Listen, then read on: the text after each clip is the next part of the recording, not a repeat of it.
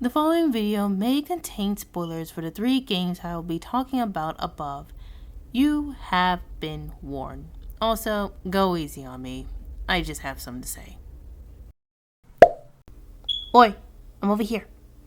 Anyway, welcome back to another one of my drawing videos. And of course, as I promised, I will be doing a, revamp version of this character here that was once my confidant avatar, and I might as well explain the reason why I'm doing a revamp for her, because yeah, she is no longer a Grey Raven Commandant. Instead, I am making her her own Commandant.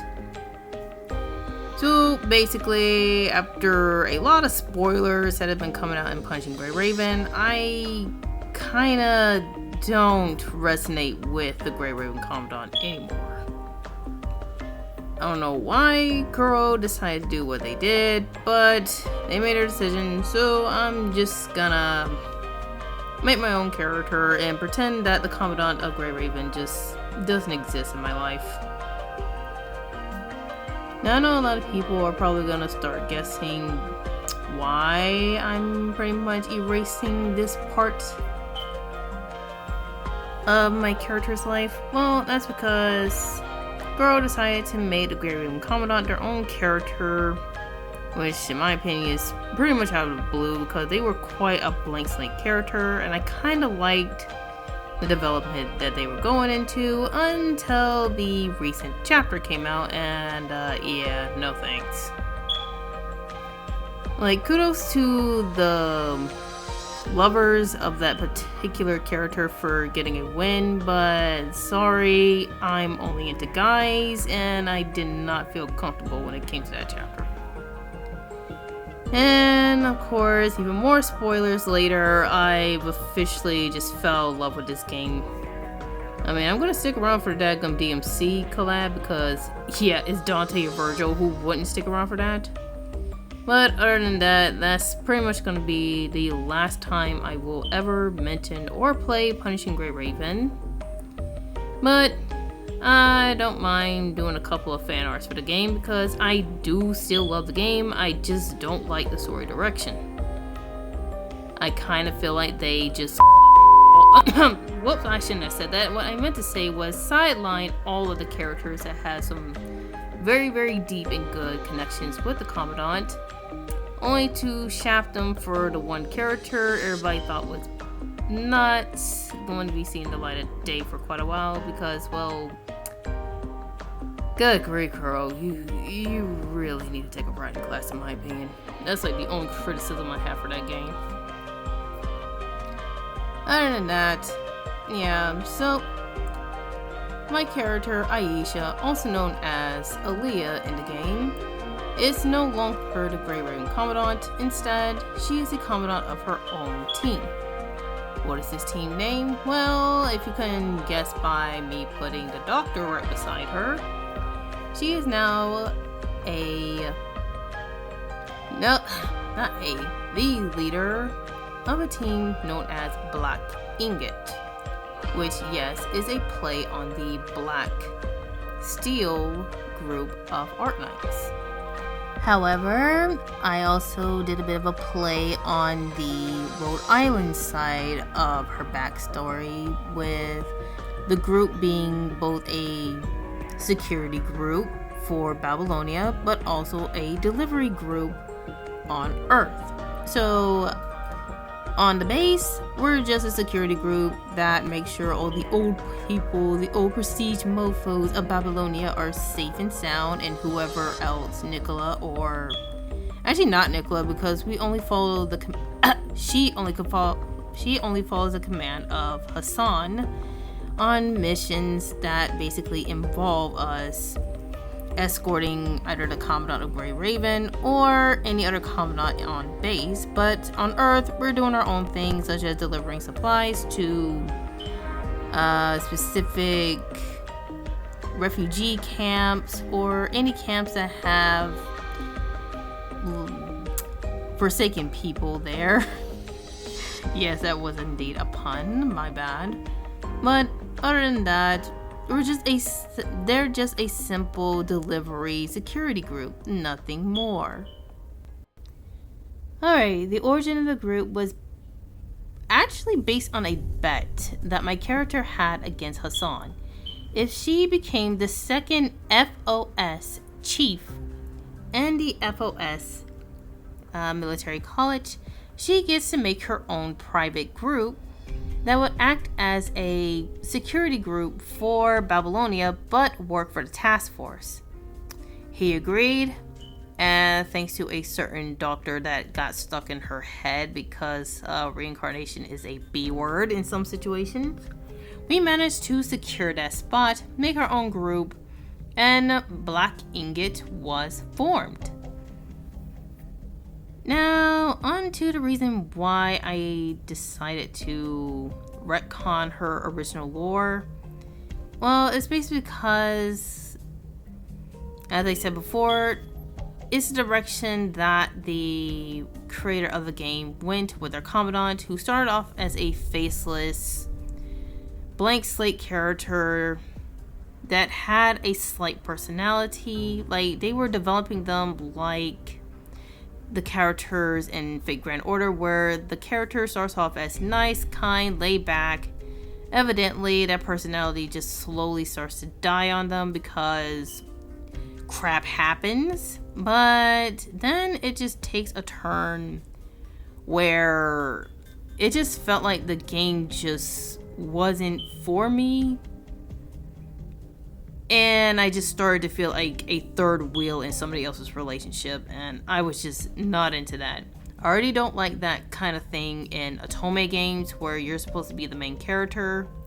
And Kuro did, at the beginning, made it feel like that you, the player, is the main character. However, after...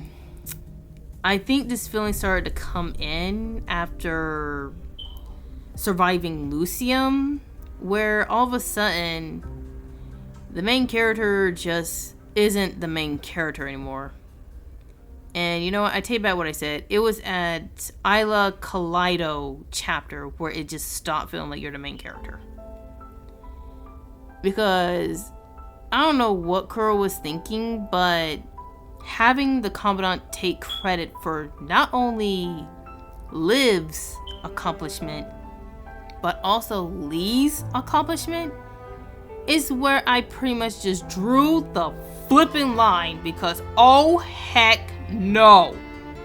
That accomplishment did not at all belong to the Commandant.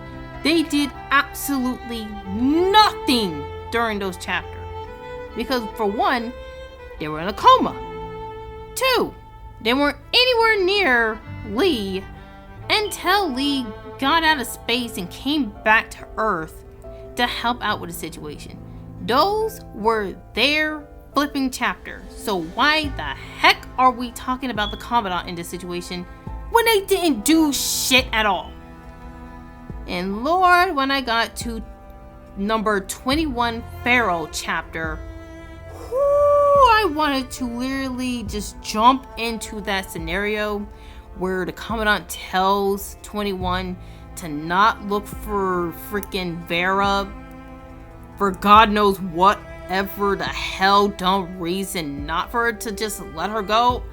Bro, you know good damn well she is not gonna listen to your ass. And she will go and save her captain instead of trying to dissuade her, encourage her, and say that you will have her fucking back instead of being a wimpy ass bitch. But yeah, that's pretty much when I started to dislike the Commandant a lot.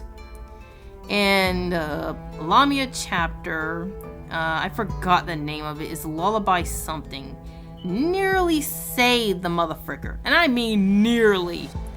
The problem was, the version of the Commandant that nearly made me like the Commandant again was a flipping clone. Are you kidding me? Because after that, I understand you're mad at Lethos, Vonnegut, whoever the flick kidnapped you, and yeah, you got some past grudge against Lamia, but at the same time, she didn't come to you with hostility. She did not come at you with hostility, and you have the motherfucking nerve to act that way towards her.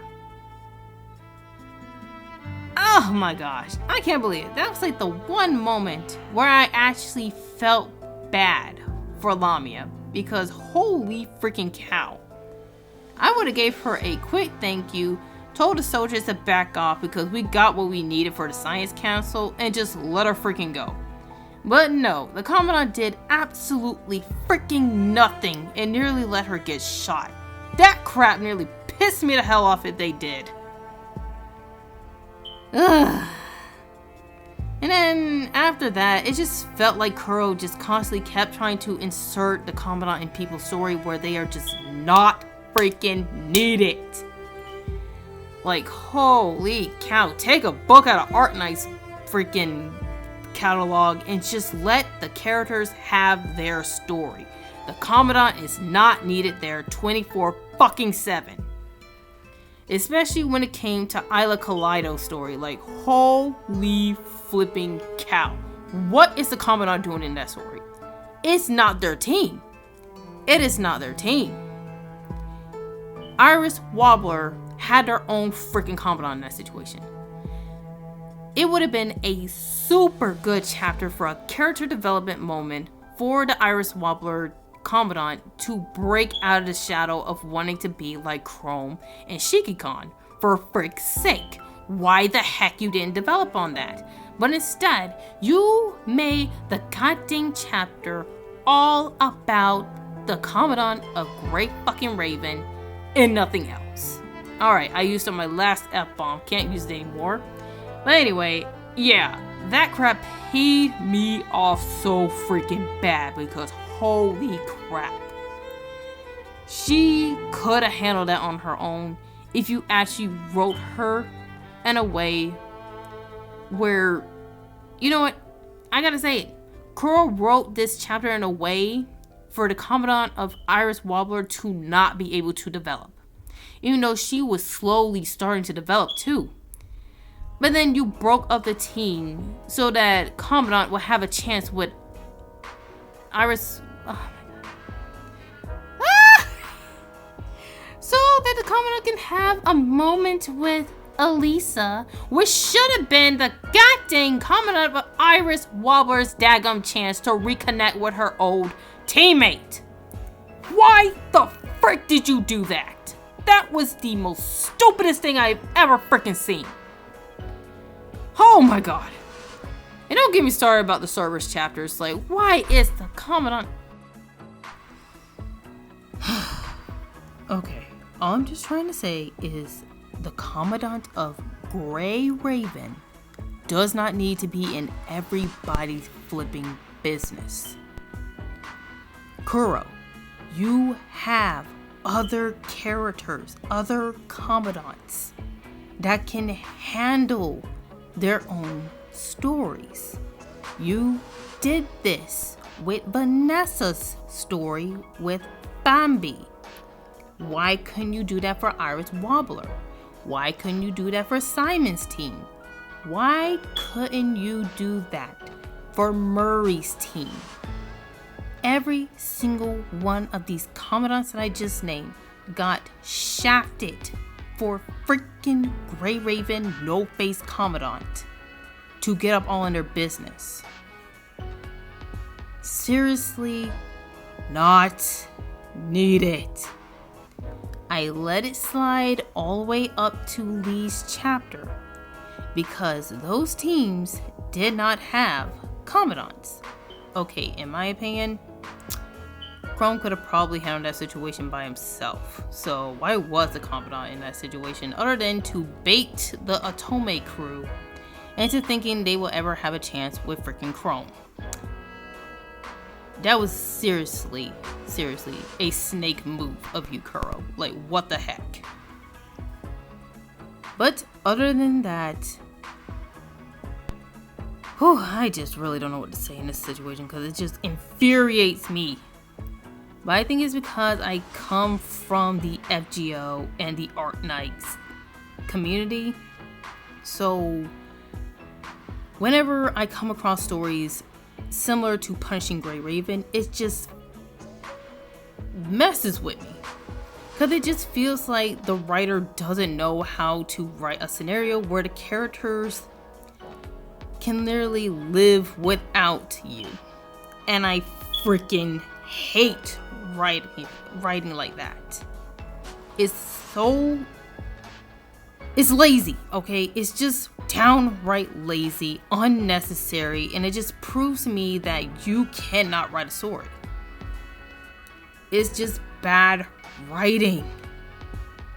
And I'm glad Black Beacon at least have us out of the character's entire story. Like, we can't go with Nana and Shamash on their journey. We have to pretty much stick with Zero since we're still doing our journey with her. And I like that. Because for once, we're not in everybody's flipping business. For goodness sake, they took notes from Reverse 1999 and Arknights, FGO a little bit. Because we're not in their business 24/7. Ugh. And yes, again, I know in FGO we are in everybody's business, but that's because we're the last freaking master, so that does not count. If you're not in those people's business, guess what's gonna happen to your flipping timeline? My bad. I shouldn't have said that. I got a little angry there. But yeah, I'm pretty sure you know which group I'm talking about who keeps arguing this. Like, do you guys even read? Seriously? Okay, time to calm down. Time to freaking calm down, cause and I'm not even faking, man, cause that mess seriously just pisses me off every single time when I read Punishing Gray Raven. I get so freaking nerve-wracked whenever I see that the Commandant is in somebody's business where they shouldn't be and should be minding their own dang business and their own team's business. Like, for frick's sake, Lucia was nearly put into a coma. And what are we doing? Being in everybody else's business. Oh, but that's because... No. Kuro wrote it that way for us to be in that scenario. Somebody else could have handled it. That's literally the main shot down line I will continue to use every single time people try to justify Commandant being into somebody's business. Somebody else could have handled it. And it ain't no, You're just trying to defend bad writing at that point. Because again, take Arknights for example. We are only involved in about 3 to 4 events. Other than that, the operators are doing everything else themselves. They'll mention us a couple of times, but that's it. They only mention us. They never involve us. Because you know why?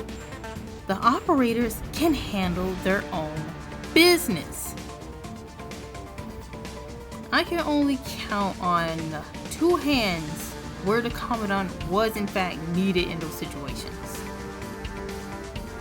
Other than that, holy cow, Kuro, do not be afraid to write your characters having their own scenarios without the freaking faceless MCs being in the goddamn business of other goddamn characters.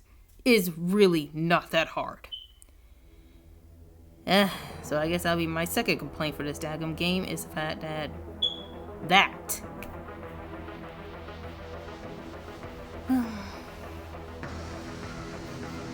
but it doesn't even matter to me anymore since, yeah, I pretty much decided to quit the game once the DMC collab happens.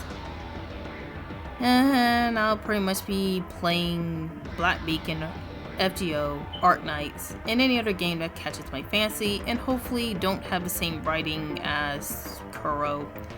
Because I just get mad Fire Emblem Heroes PTSD whenever I see writing like that.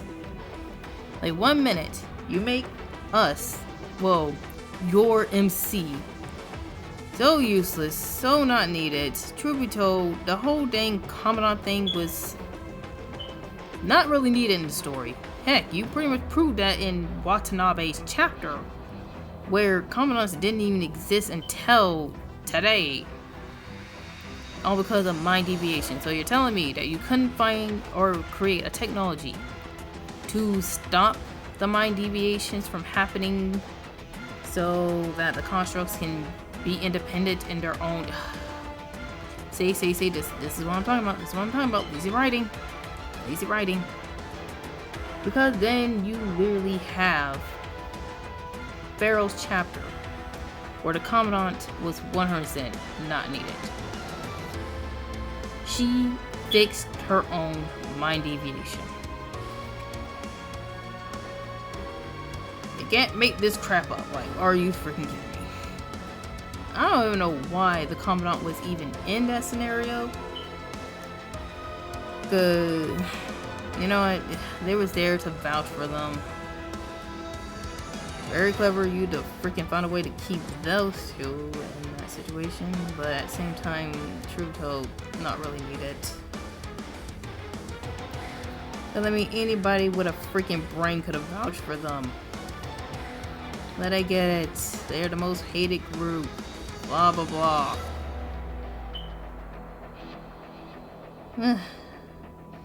Alright. I'm gonna decompress for a bit and let this here video just roll with it, and if I have anything else I want to add, I'll add it later on.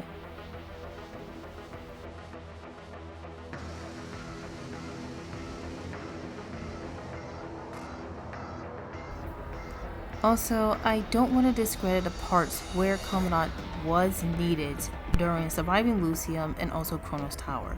Yes, the Commandant was in fact needed for those two scenarios, but that's about it. Everything else should have been handled by the other characters, because seriously, it was none of that Commandant's business.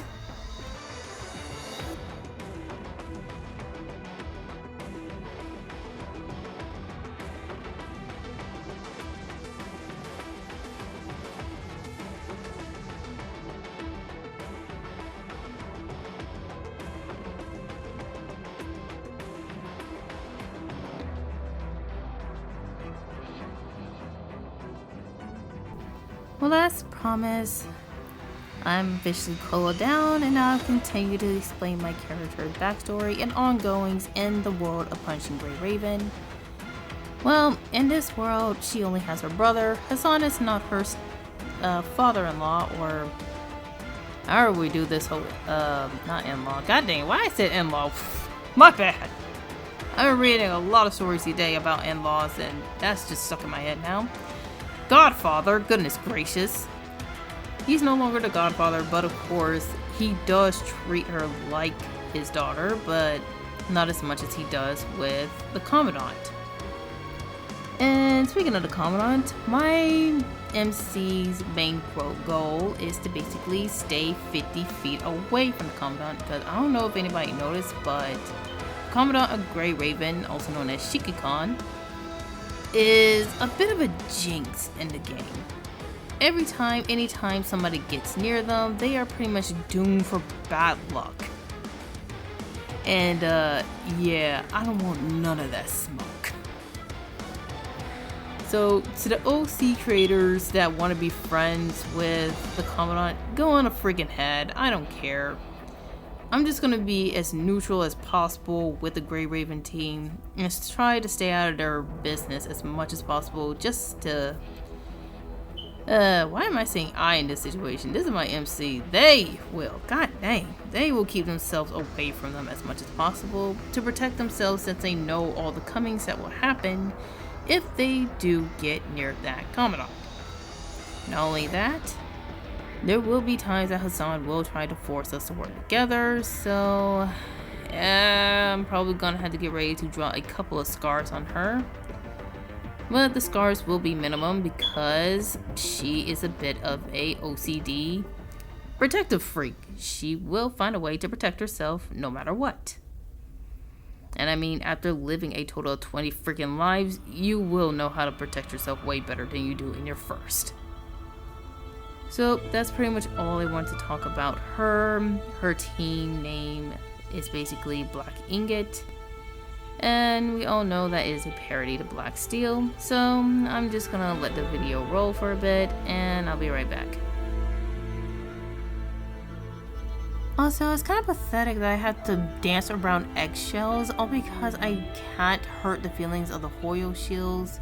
Oh, my bad. I meant to say Kuro shields, but I can't freaking tell the difference because they act so much alike. Like, holy cow, take a chill pill. It's a game! People have the right to criticize bad writing in a freaking game, people. Like, holy cow. It's not like I'm telling them to off you along with your dang waifu. Chill out! And this is the logo. And yes, I know it's a god dang command spell. Well, this is my character's command spell in the first life of being sucked into FGO.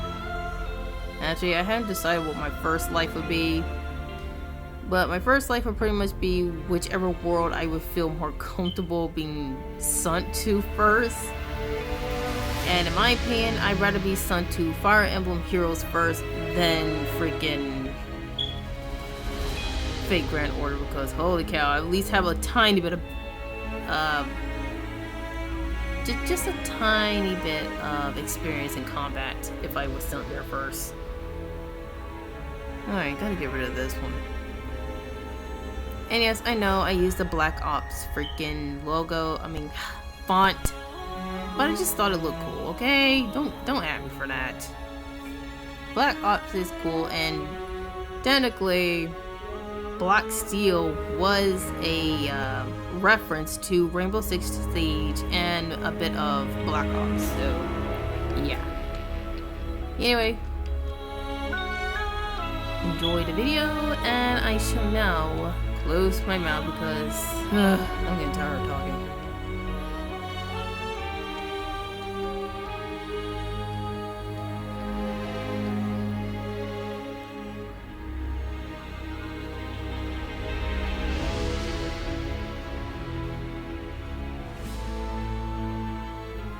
So I might as well defend Fate Grand Order in this situation here, because yes, the Rizakas used to be well, in my opinion, they weren't much of a blank slate character. I think everybody had way too much expectation when they went into the anime first instead of the game first, because the Rizakas are they have quite a personality in the game. In the beginning of the game, it is clear that the Rizakas are pretty sassy and easygoing.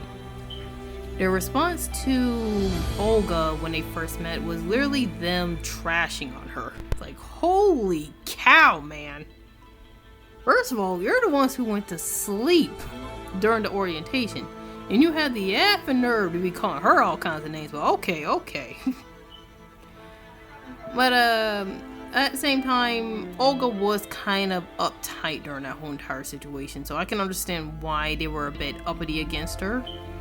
But I'm glad that Romani did set us straight when we finally got to know Olga, and I did feel bad when she died, like, holy freaking cow. And I already know for a fact that everybody knows that the Rizakas were 100% ate up about her death, because they was just starting to get along with her, and then all of a sudden she just like that, right in front of their eyes. Like, holy cow. Imagine you, an average Joe, taking up a job in any part of the mage society, only to witness somebody death right before your eyes. Like, I'm sorry. The fact that the Rizakas still had like a smile on their face during that time really shows how mentally strong they were until the Lost Belt arcs came in.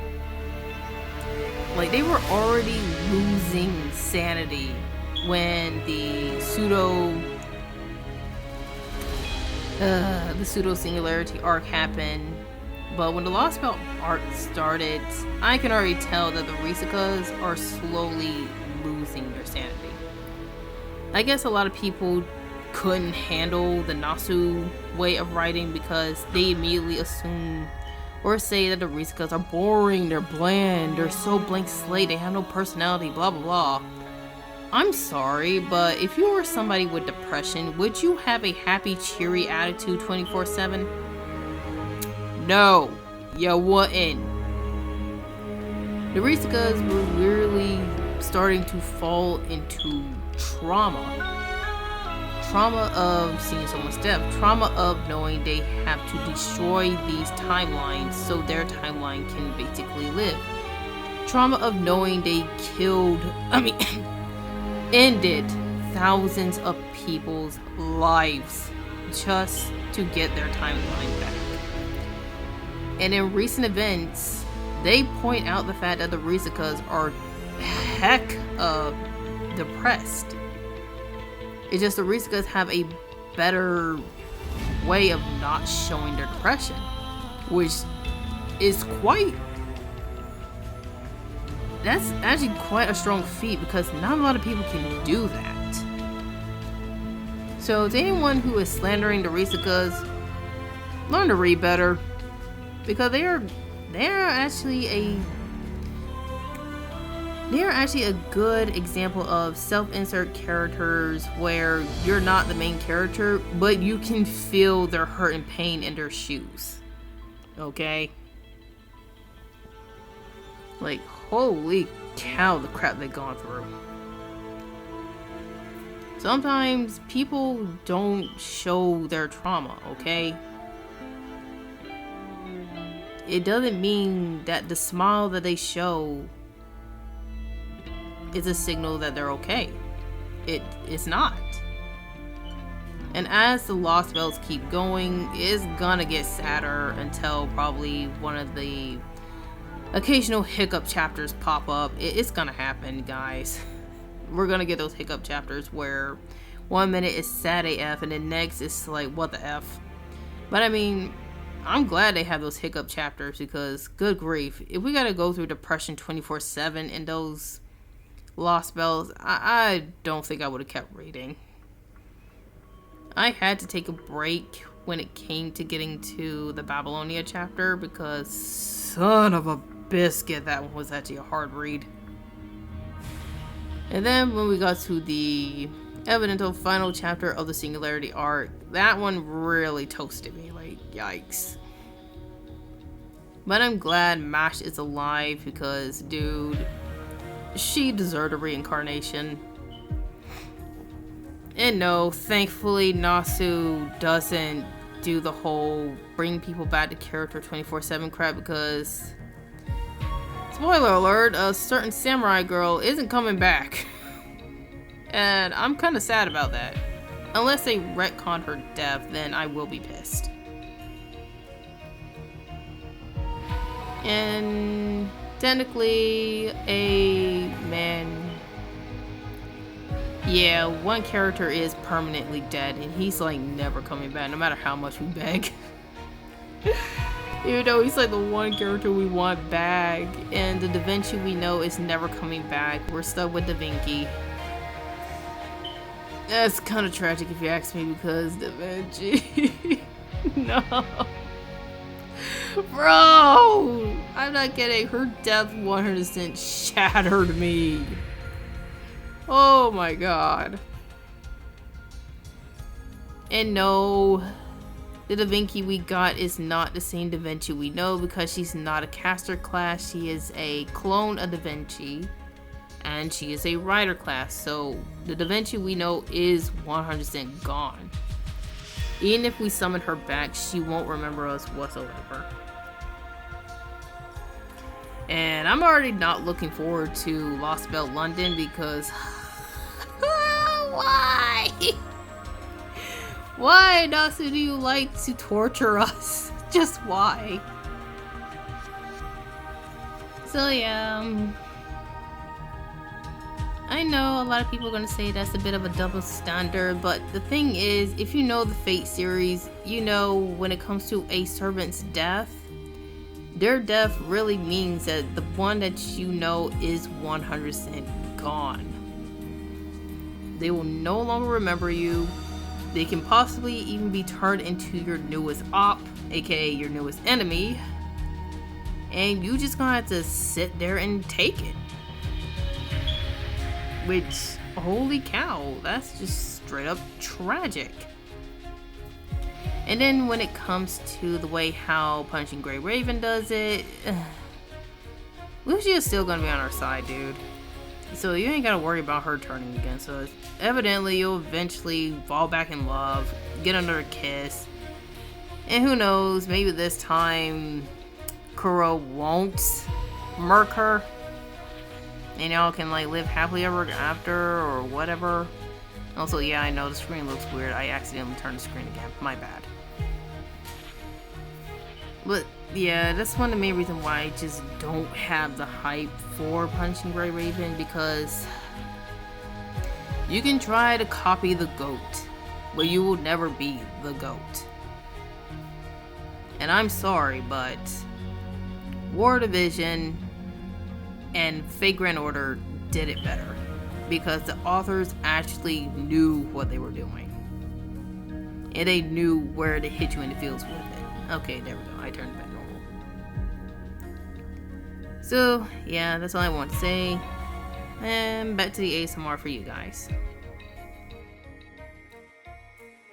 Also, rest in peace, Fu. Your intelligence will be missed.